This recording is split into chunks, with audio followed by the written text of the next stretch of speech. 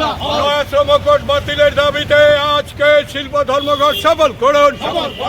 শিল্প ধর্মঘটের সমর্থনে দিনহাটা মিছিল করল বাম শ্রমিক সংগঠনগুলি। বৃহস্পতিবার উচ্চ মাধ্যমিক পরীক্ষা শুরুর প্রাক্কালে এই মিছিল শহর পরিক্রমা করে। পরীক্ষার কারণে যান চলাচল ছিল স্বাভাবিক। কেন্দ্রীয় ট্রেড ইউনিয়নগুলির ডাকা ভারত বন্ধের সমর্থনে এদিন এই মিছিলে শ্রম কোড বাতিল সহ বিভিন্ন দাবিতে এই বন্ধের ডাক দেওয়া হয়েছে। মিছিলে অংশ নেওয়া সমর্থনকারীরা অভিযোগ করেন, কেন্দ্রীয় সরকারের বিদ্যুৎ আইন, কৃষি আইন এবং মার্কিন যুক্তরাষ্ট্রের সঙ্গে চুক্তির ফলে কৃষকদের চরম ক্ষতি হচ্ছে।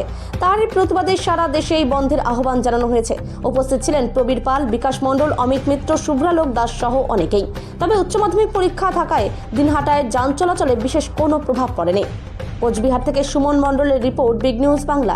আজকে গোটা ভারত জুড়েই কেন্দ্রীয় সরকার শ্রমিক বিরোধী যে নয়া শ্রমকোড, এই শ্রমকোডের বাতিল আমরা চাই।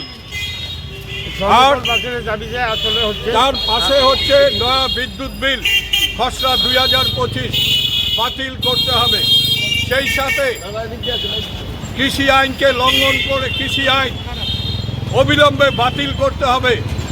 সেই সাথে আসছে অতি সম্প্রতি যে ভারত মার্কিন সাম্রাজ্যবাদ যে বাণিজ্য চুক্তি, এই বাণিজ্য চুক্তির ফলে কৃষিক্ষেত্রে সর্বনাশ হচ্ছে।